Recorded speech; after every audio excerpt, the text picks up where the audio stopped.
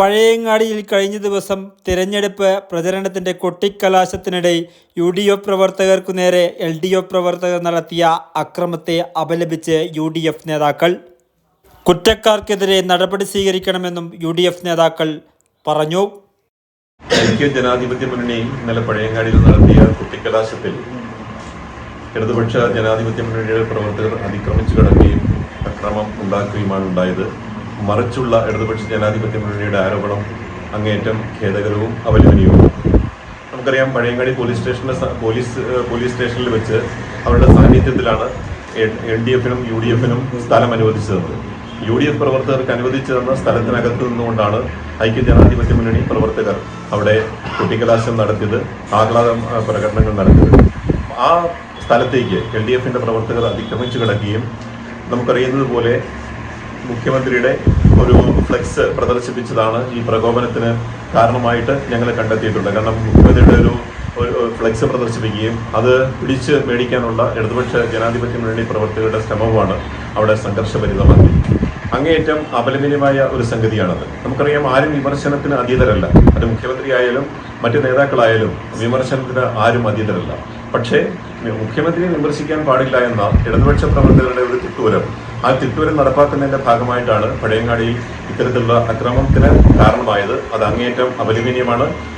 മതിയായ ഒരു പോലീസിന് ഭാഗത്തു നിന്ന് ഒരു ജാഗ്രത കുറവ് ഇന്നലെ ഞങ്ങളുടെ ശ്രദ്ധയിൽപ്പെട്ടിട്ടില്ല. കാരണം മതിയായ ഒരു പോലീസ് സംരക്ഷണം ആദ്യ സമയത്ത് അവിടെ ഉറപ്പാക്കുന്നതിൽ പോലീസ് പരാജയപ്പെട്ടു. പിന്നീടാണ് പോലീസും അതിന്റെ സന്നാഹങ്ങളും അവിടെ എത്തിച്ചേർന്നത്. അതും ഈ അക്രമത്തിന് ഒരു വഴിവെച്ച സംഗതിയാണ്. കുറ്റക്കാരെ കണ്ടെത്തി മാതൃകാപരമായി ശിക്ഷിക്കണമെന്നാണ് ഐക്യജനാധിപത്യ മുന്നണിക്ക് ആവശ്യപ്പെടാനുള്ളത്.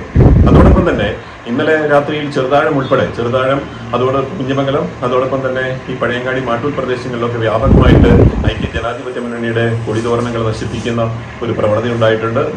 പല ബോർഡുകളും ഫ്ലെക്സുകളും നശിപ്പിച്ചതായിട്ട് വ്യാപകമായ പരാതി ഉണ്ടായിട്ടുണ്ട്. ഇത് തെരഞ്ഞെടുപ്പിലൊരു പരാജയ ഭീതി പൂണ്ട സ്ഥിതിവിശേഷത്തിലാണ് ഇടതുപക്ഷ ജനാധിപത്യ മുന്നണി ഉള്ളത്. അതാണ് ഈ അക്രമം നടത്തിക്കൊണ്ട് വോട്ടർമാരെ ഭീതിയിൽ ആഴ്ത്തിക്കൊണ്ട് വോട്ടർമാരെ തടസ്സപ്പെടുത്തുക എന്നതാണ് അതിന് പ്രധാനമായും ഐക്യജനാധിപത്യ മുന്നണി അങ്ങനെയാണ് ഐക്യജനാധിപത്യ മുന്നണി സംശയിക്കുന്നത്.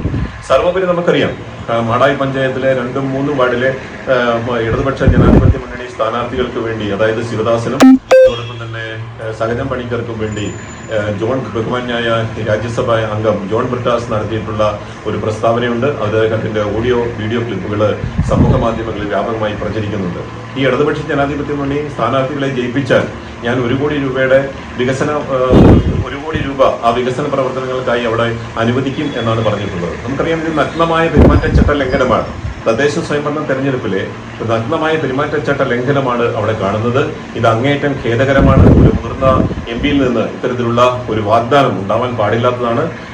ഇതിനെതിരെ ശക്തമായ നടപടി ഐക്യജനാധിപത്യ മുന്നണി സ്വീകരിക്കുകയും അതോടൊപ്പം തന്നെ സ്ഥാനാർത്ഥികളും ബന്ധപ്പെട്ട ചീഫ് ഏജന്റും ഇത് സംബന്ധിച്ച പരാതി ബന്ധപ്പെട്ട അധികൃതർക്ക് നൽകുകയും ചെയ്തിട്ടുണ്ട്. ആദ്യം പ്രകോപനം ഉണ്ടായത് CPM-ന്റെ ഭാഗത്താണ്. CPM-ന്റെ ഇവിടെയുള്ള CPM-ന്റെ പ്രവർത്തകർ, CPP-ന്റെ പ്രവർത്തകർ, BJP-ന്റെ പ്രവർത്തകർ, അവരുടെ ഭാഗത്താണ് ആദ്യമായി പ്രകോപനം ഉണ്ടായിരുന്നത്. അവരാണ് ആദ്യം ഈ സംഭവങ്ങൾ നടത്തിയത്. നമ്മുടെ ഭാഗത്ത് അങ്ങനെ കാര്യമായ രീതിയിലുള്ള തിരിച്ചങ്ങോട്ട് പ്രകോപനം നമ്മുടെ ഭാഗത്ത് ഉണ്ടായിട്ടില്ല.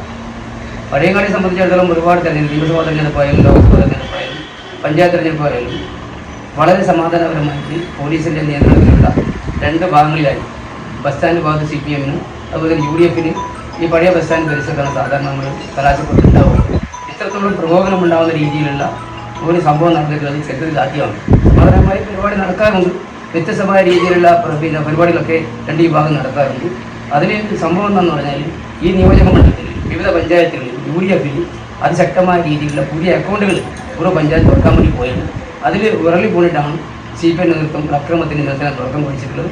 നാളെ നടക്കുന്ന തദ്ദേശ സ്വയംഭരണ തെരഞ്ഞെടുപ്പുമായി ബന്ധപ്പെട്ട് വിവിധ കേന്ദ്രങ്ങളിൽ ആസൂത്രിതമായ രീതിയിലുള്ള കലാപം സൃഷ്ടിക്കാനുള്ള ഒരു ശ്രമം CPM-ന്റെ ഭാഗത്ത് നിന്ന് സംശയിക്കപ്പെടുന്നുണ്ട്. അത് ഇക്കാര്യത്തിൽ പോലീസ് ജാഗ്രത പാലിക്കണമെന്നാണ് UDF കമ്മിറ്റിക്ക് പറയുന്നത്.